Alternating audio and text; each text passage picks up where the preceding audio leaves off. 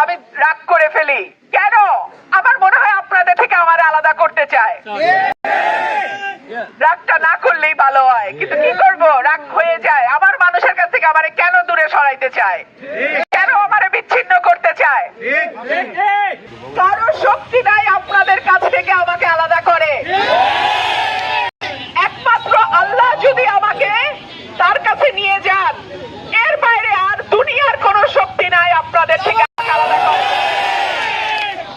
আপনাদের দোয়া, আপনাদের সহযোগিতা, আপনাদের ভালোবাসা আমার একমাত্র শক্তি।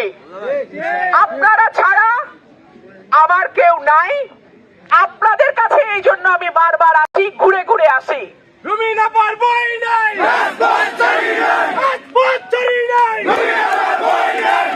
আমি আমার আমানতগুলো আপনার হাতে দিচ্ছি।